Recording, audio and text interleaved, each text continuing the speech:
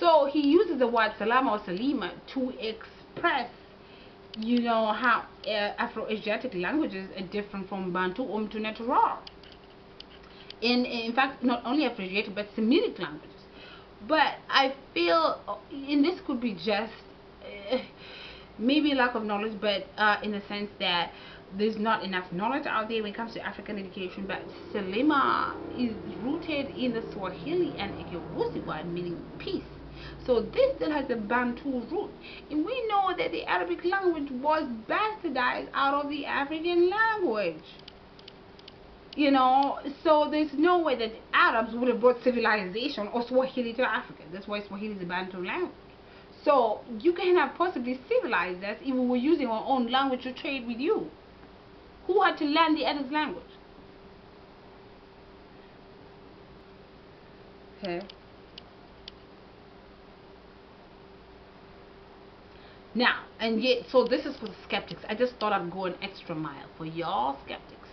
For all of y'all that have been saying you're a false prototype, you know. But you can't assume to say false prototype unless you assume authority in quintessential ownership and knowledge as the panacea for understanding the prototypical language. Otherwise, you're still a theorist, just like anybody else. So for you to say false prototype assumes a level of know-it-all, you know, Kemeni advancement. So one of the major reasons I chose to do these videos is because of some of the concerns some of the African people I talk to, you know, had. You know, it's just the whole representation of Mdu Ntrr, you know. Many Africans have a problem with it. Many. You know, but it's that arrogance, that racist supremacy thinking of, you know, they can categorize and put everything on paper, you know, and think they can, you know, dissect and understand everything. You know, that arrogance of thinking that because, you know, they're little, you know, linguists were there for 3 years in Africa, now they know what African culture is. That no, that's not enough. Even living there 10 years, do you know how long it takes for even some of these elders to divulge the real information?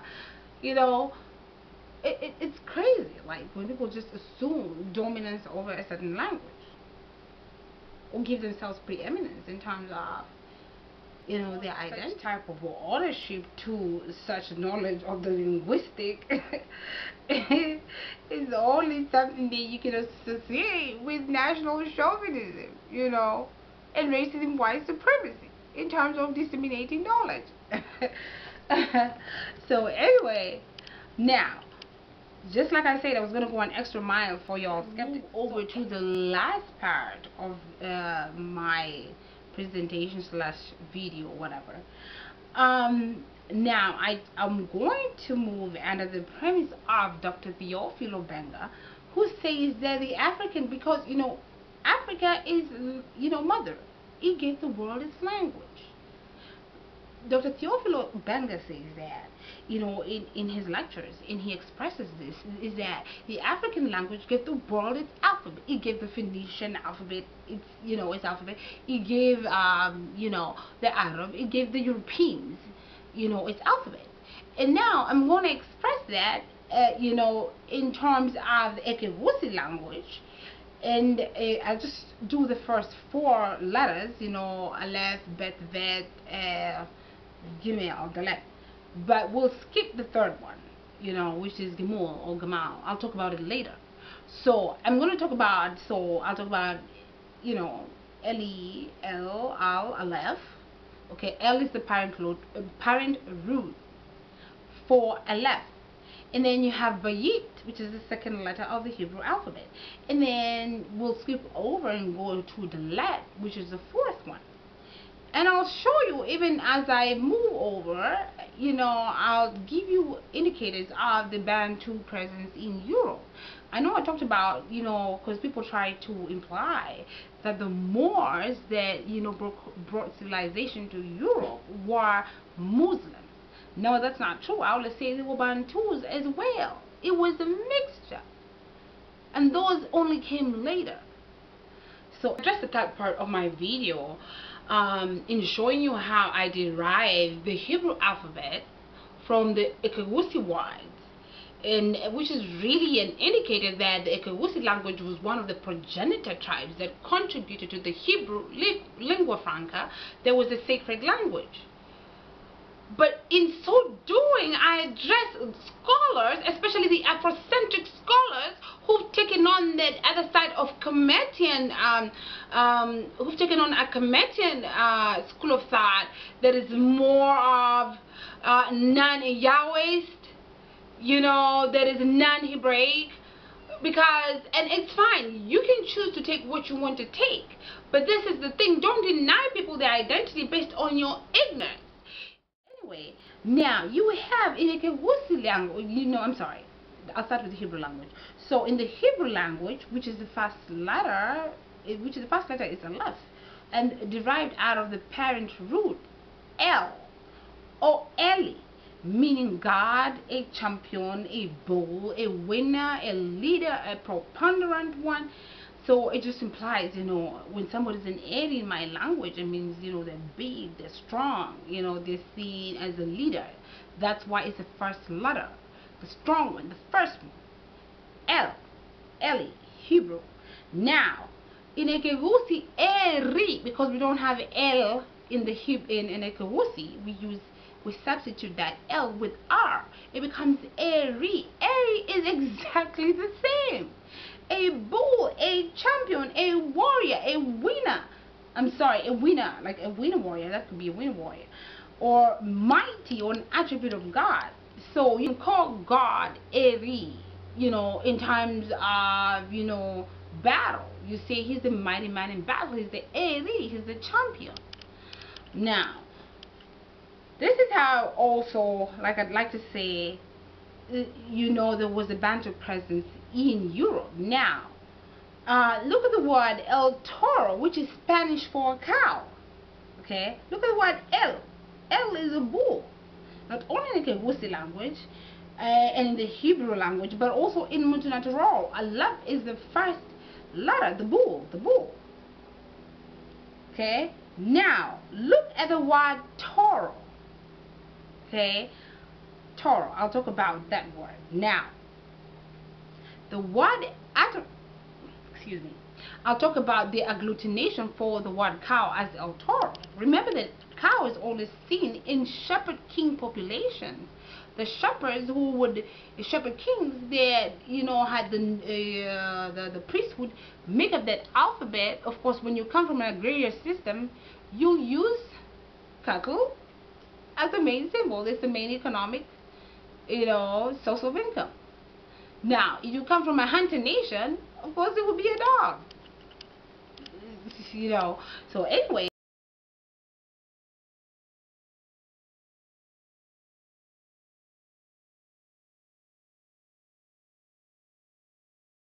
you have L and then you have Toro. Now, I'm going to give you the agglutination for the word Toro. This is core vocabulary. Now, in Ekegusii, the word Atora means to speak forth words, okay, or utter. Now, Torah in the Hebrew language is word of God, law, legislation, or instruction. Torah is to awaken or reign on the concept of ascending. Okay, then you have Torah or Toria, to remove a yoke off of a lord or save. Tororo in Kalenjin is a hill or that which is exalted or an attribute of God or God. Motoria in Ekegusii is a savior God. Okay, the word of salvation. Now, Atora is word salvation is Toria. Atora Motoria is the more is the concept of having a soul or spirit. Motoria. Then you have Mdu Ntrr, which you have NTTR, which I think is Ntrr or Nyatora, meaning, you know, it implies God, wide language. Okay, now from the idea of in the beginning God was the Word and the Word was God, mean the spoken word or the expression of the spoken word as an alphabet, the representation is a cow or a bull, where you have when you're dealing with a shepherd king, right? Agrarian systems or nomadic systems. So if L or L even Ekegusii means a cow or a bull, Toro means the word, or that which brings salvation, or that which is first again. Okay, that which is exalted. So Toro can mean exalted, Tororo, exalted again.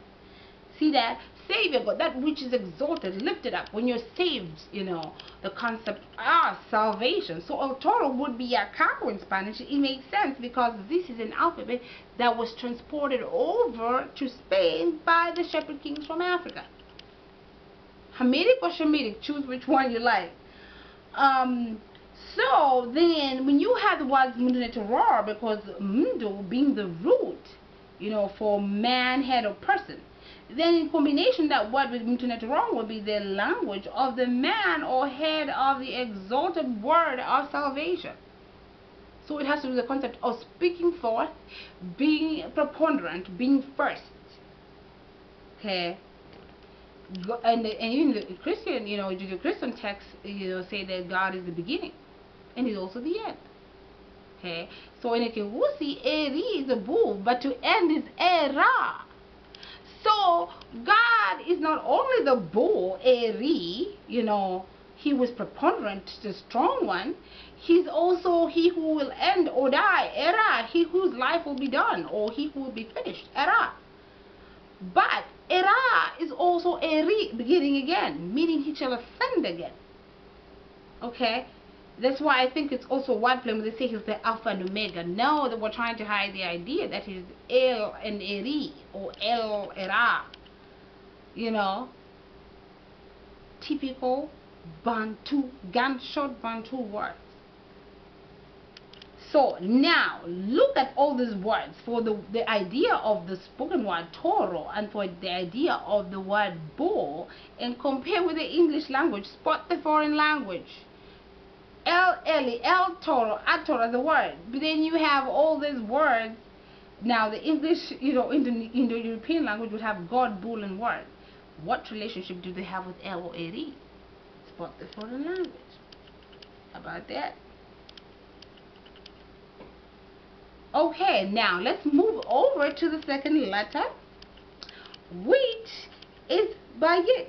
Okay, Bayit is the second letter of the alphabet. It means members of the household, or that which makes a home. It's the life force. It's the spirit of the members of the household that is home, that is considered in the Hebrew language.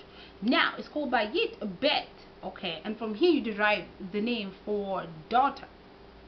Not only in the Ekegusii language, but in the Hebrew language and in the Kalenjin language, and as Mdu Ntrr as well, and I'll show you how. Now, Bayit as members of the household in Ekegusii is Bayito, members of the household.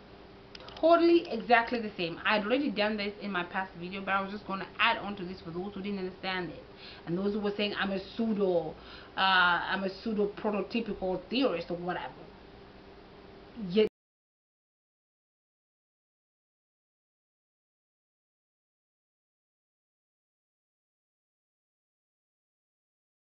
have, Bathi in Hebrew meaning, daughter. Now, then you have mistress of the household, okay? Nebet, Mdu Ntrr. Look at the suffix, bet, okay?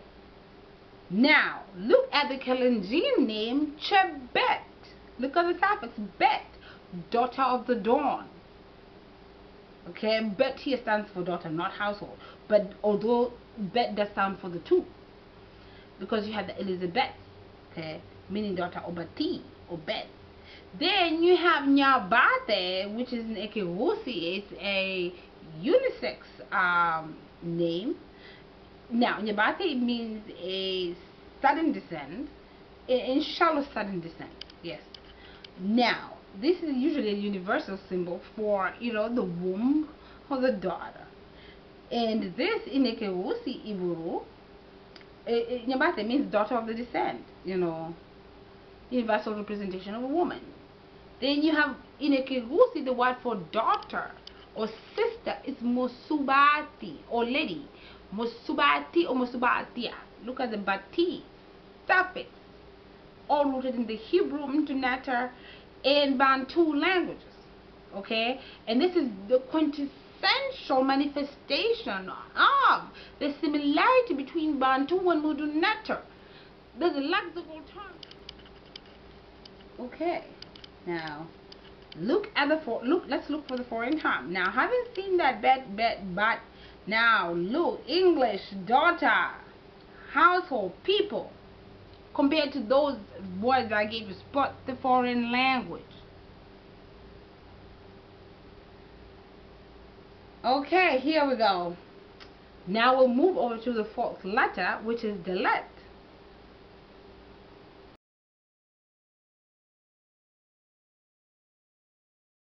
Let is represented by the door, which is, which embodies the symbol of it, the entrance of a door, to move, to hang, or an entrance.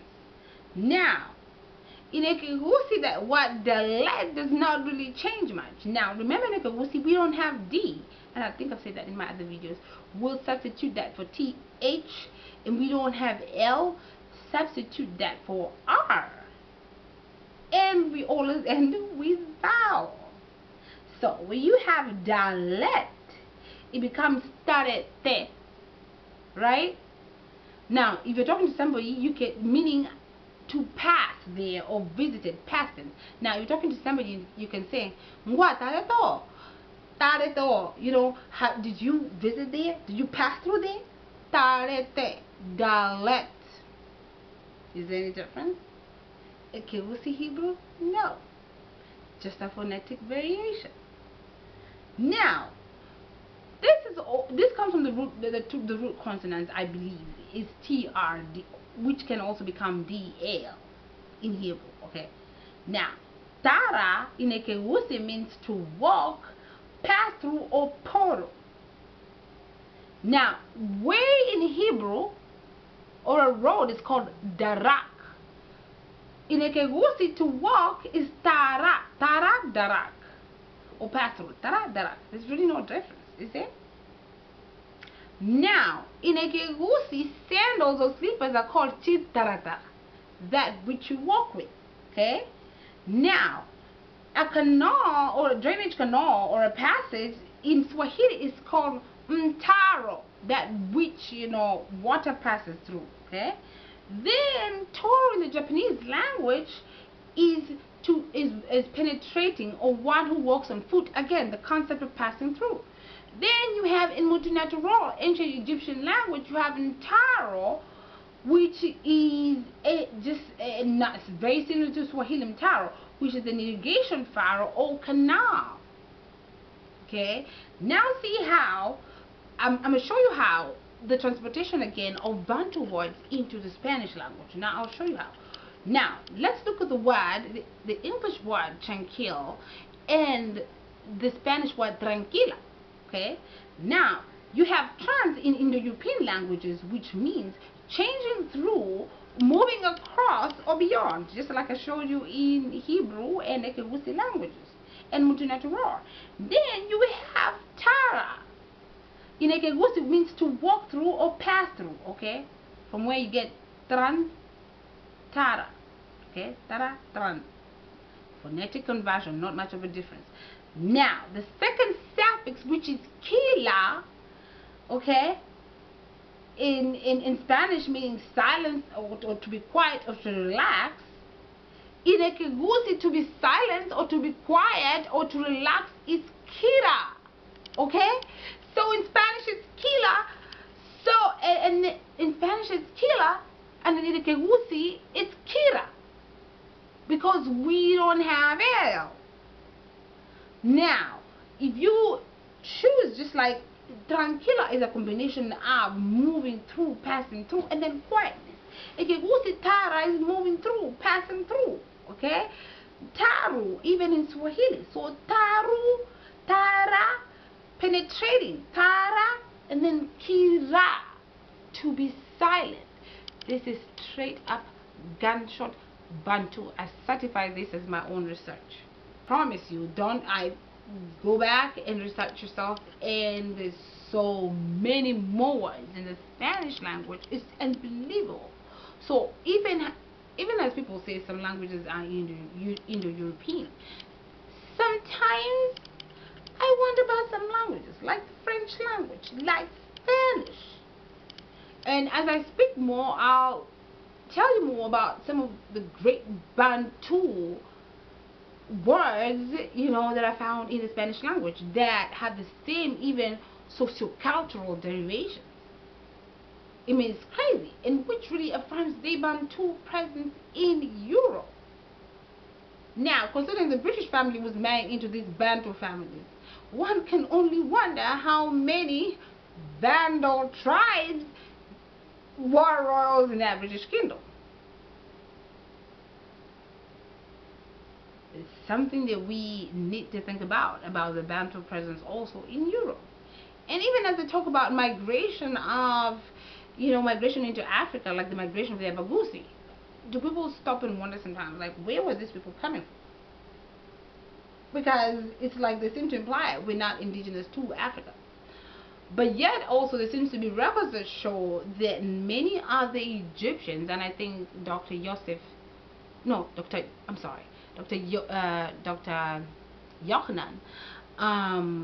talks about this, and they talk about their connection to their home, that by, indicative of the Lower Nile, by the mountain of the moon, I believe. Okay, so even in as much as they say, well, but Bantus are indigenous to Africa, but they migrated out just like any other tribe, but they're always held back onto home. And something surprised me, because my professor said that the only people she says, I want to go back home, it's always the African students. It's never the Europeans, student or the Asians. It's always the African saying, I want to go back home. And that surprised me, how can certain behaviors, stay rooted for centuries on that? Is it that connection to Mother Earth? Well, food for thought. We'll talk about it maybe some other time.